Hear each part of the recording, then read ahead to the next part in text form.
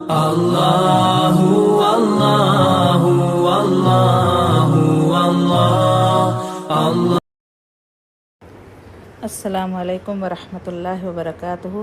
نحمدہ ونصلی علی رسولہ الکریم، اما بعد فاعوذ باللہ من الشیطان الرجیم، بسم اللہ الرحمن الرحیم۔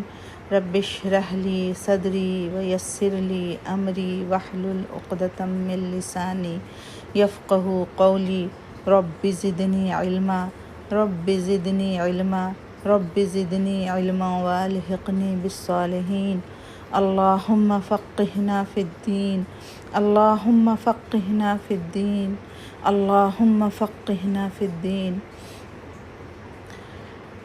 چوتھی قسط لے کر آپ کی خدمت میں حاضر ہوں۔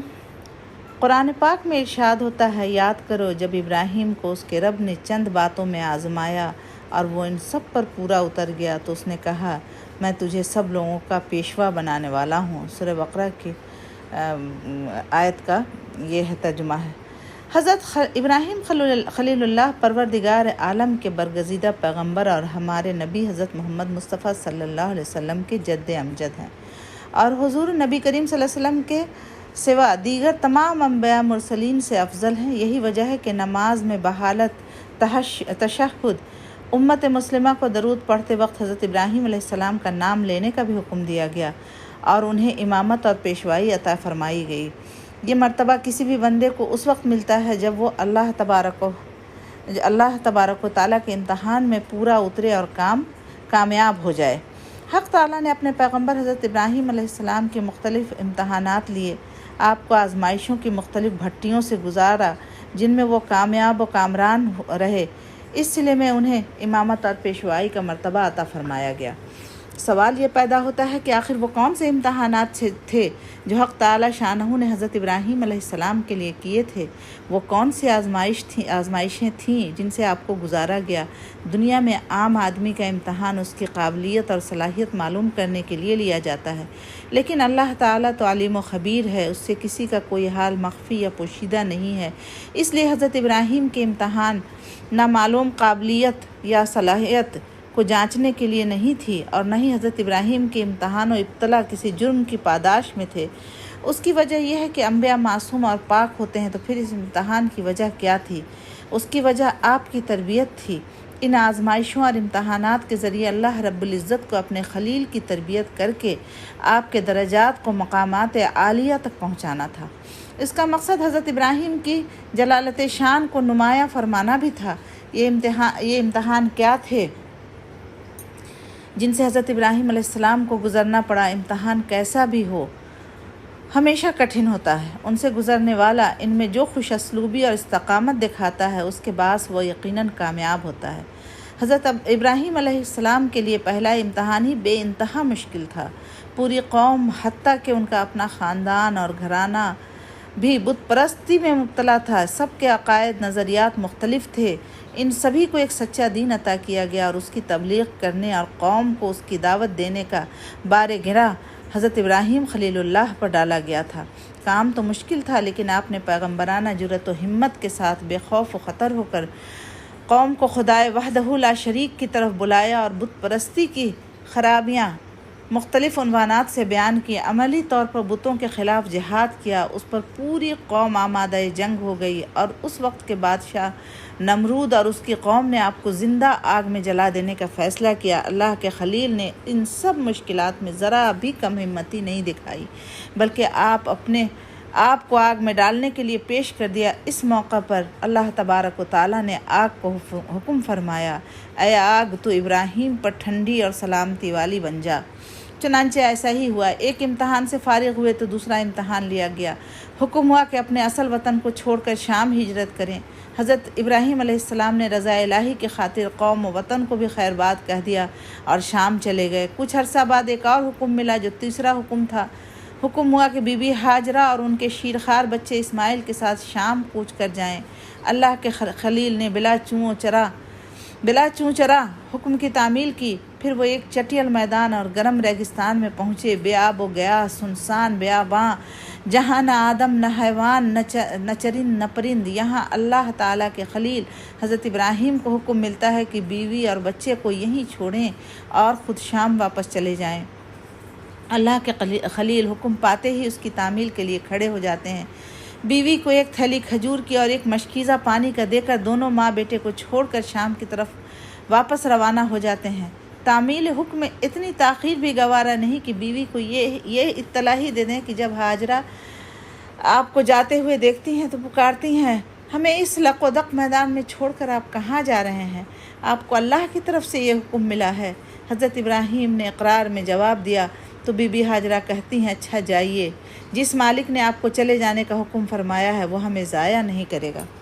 پھر رحمت خداوندی نے بی بی ہاجرہ اور حضرت اسماعیل کی حفاظت کی اور خشک زمین سے پانی کا ایک چشمہ جاری کر دیا جسے آج بھی زمزم کہتے ہیں۔ ساتھ ہی وہاں آبادی کا سامان بھی کر دیا۔ حضرت اسماعیل وہیں نشو نما پا کر سمجھدار ہو جاتے ہیں۔ اب اللہ رب تعالیٰ کو حضرت ابراہیم کا چوتھا امتحان لینا ہے، جو بظاہر ان سب امتحانات سے سخت تھے جن سے وہ پہلے کامیابی سے گزر چکے تھے۔ اب حضرت ابراہیم کو حالت خواب میں حکم ملتا ہے کہ اپنے بیٹے اسماعیل کو ہمارے نام پر قربان کر دو۔ اس خواب کی تعمیل میں جو واقعہ پیش آیا اس سے ہر مسلمان واقف ہے۔ حق تعالی شانہ کی طرف سے حضرت ابراہیم علیہ السلام سے کہا، خواب میں آپ نے جو کچھ دیکھا تھا اسے پورا کر دیا۔ الغرض یہ وہ سخت اور کڑے امتحانات تھے جن سے حضرت ابراہیم کو گزارا گیا اور ان میں کامیابی کا یہ انعام دیا کہ آپ کو لوگوں کا امام و پیشوا بنا دیا۔ حضرت ابراہیم علیہ السلام اور نمرود کے درمیان کا مناظرہ قرآن حکیم کی روشنی میں تھوڑا سا آپ لوگوں کو بتاتی ہوں۔ کیا تو نے اسے نہیں دیکھا جو سلطنت پا کر ابراہیم علیہ السلام سے اس کے رب کے بارے میں جھگڑ رہا تھا؟ جب ابراہیم علیہ السلام نے کہا، میرا رب تو وہ ہے جو جلاتا ہے اور مارتا ہے، وہ کہنے لگا، میں جلاتا ہوں اور میں مارتا ہوں۔ ابراہیم علیہ السلام نے کہا، اللہ تعالیٰ سورج کو مشرق کی طرف سے لے آتا ہے، تو اسے مغرب کی جانب سے لے آ۔ تو وہ کافر حیران رہ گیا، اور اللہ تعالیٰ ظالموں کو ہدایت نہیں دیتا۔ اس بادشاہ کا نام نمرود بن کنعان بن کوس تھا، اس کا پایا تخت بابل تھا۔ حضرت مجاہد رحمۃ اللہ علیہ فرماتے ہیں، دنیا کی مشرق و مغرب کی سلطنت رکھنے والے 4 ہوئے ہیں، جن میں سے 2 مومن ہیں اور 2 کافر۔ حضرت سلیمان بن داؤد علیہ السلام اور حضرت ذوالقرنین کافروں میں نمرود اور بخت نصر۔ فرمان ہوتا ہے کہ اے نبی صلی اللہ علیہ وسلم، تم نے اپنے دل سے اسے نہیں دیکھا جو حضرت ابراہیم علیہ السلام سے وجود باری تعالیٰ میں مباحثہ کرنے لگا۔ یہ شخص خود اللہ ہونے کا مدعی تھا، جیسے کہ اس کے بعد فرعون نے بھی اپنے گھر والوں میں دعویٰ کیا تھا، اپنے لوگوں میں دعویٰ کیا تھا کہ میں اپنے سوا کسی کو تمہارا اللہ نہیں جانتا۔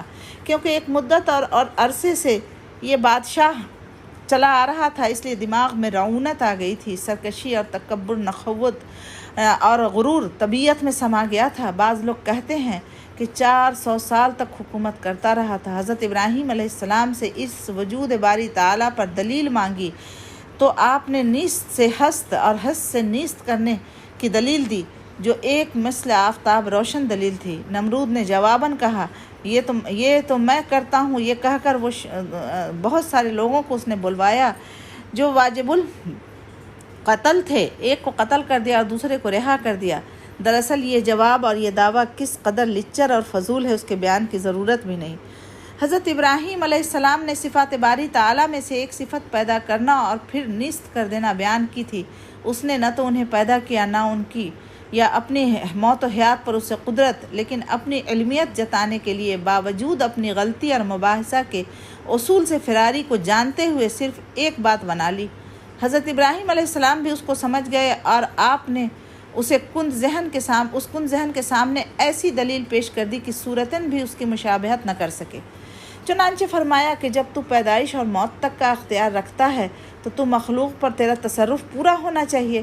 میرے اللہ نے تو یہ تصرف کیا ہے کہ سورج کو حکم دے دیا ہے کہ وہ مشرق کی طرف سے نکلا کرے، چنانچہ وہ نکل رہا ہے۔ اب تو اسے حکم دے کہ وہ مغرب کی طرف سے نکلے۔ اس کا کوئی ظاہری ٹوٹا پھوٹا جواب بھی اس سے نہ بن پڑا اور بے زبان ہو گیا، اور اللہ تعالیٰ کی حجت اس پر پوری ہو گئی، لیکن چونکہ ہدایت نصیب نہ تھی، راہ یافتہ نہ ہو سکا۔ ایسے بدوضع لوگوں کو اللہ تعالیٰ کوئی دلیل سمجھاتا اور وہ حق کے مقابلے میں بغلے جھانکنے ہی نظر آتے ہیں۔ ان پر اللہ کا غضب و غصہ اور اس کی ناراضگی ہوتی ہے، چونکہ جو بنانے بگاڑنے پر نہ صرف قادر ہو بلکہ بناؤ بگاڑ کا بھی خالق ہو، اس کی ملکیت پوری طرح اس کے قبضے میں ہونی چاہیے۔ اب جس طرح موت و حیات کے احکام اس کے جاری ہو جاتے ہیں، اسی طرح دوسرے احکام بھی جاری ہو جائیں۔ پھر کیا وجہ سورج جو کہ ایک مخلوق ہے اس کی فرما برداری اور اطاعت گزاری نہ کرے اور اس کے کہے سے بجائے مشرق کے مغرب سے نہ نکلے؟ پس حضرت ابراہیم علیہ السلام نے اس پر مباحثے میں کھلا غلبہ پایا اور اسے بالکل لاجواب کر دیا۔ حضرت ابراہیم علیہ السلام کا معجزہ جو ہے کہ جس کو حضرت زید بن اسلم کا قول ہے کہ قحط سالی تھی، لوگ نمرود کے پاس جاتے تھے اور غلہ لے آتے تھے۔ حضرت خلیل اللہ علیہ السلام بھی وہاں یہ مناظرہ ہو گیا، بدبخت نے آپ کو غلہ نہ دیا۔ آپ خالی ہاتھ واپس آئے۔ گھر کے قریب پہنچ کر آپ نے دونوں بوریوں میں ریت بھر لی کہ گھر والے سمجھیں کہ کچھ لے کر گھر آئے ہیں۔ بوریاں رکھ کر سو گیا۔ آپ کی بیوی صاحبہ حضرت سارہ اٹھی، بوریوں کو کھولا تو عمدہ اناج سے دونوں پر تھا۔ کھانا پکا کر تیار کیا۔ آپ کی بھی آنکھ کھلی، دیکھا کہ کھانا تیار ہے۔ پوچھا اناج کہاں سے آیا؟ کہا دو بوریاں جو آپ بھر کر لائے ہیں۔ آپ سمجھ گئے کہ یہ اللہ تعالیٰ کی رحمت ہے۔ اللہ تعالیٰ سے دعا ہے کہ اللہ تعالیٰ ہم لوگوں کو صابر و شاکر بنائے اور ان صحابہ کرام کے نقش پر چلنے کی توفیق اور ہدایت عطا فرمائے۔ وآخر الدعوان الحمد للہ رب العالمین۔ سبحان ربک رب العزت عما یصفون وسلام علی المرسلین والحمد للہ رب العالمین۔ انشاءاللہ کل میں آپ کو ایک ایسی صحابیہ کا ذکر کروں گی جن کو نبی صلی اللہ علیہ وسلم نے اپنے قمیض کا کفن دیا تھا اور ان کو دفنانے سے پہلے ان کے قبر میں لیٹے تھے۔ انشاءاللہ تعالیٰ کل ان پر گفتگو کروں گی۔ جب تک کہ رکھیے اپنا خیال۔ اللہ حافظ۔ السلام علیکم ورحمۃ اللہ وبرکاتہ۔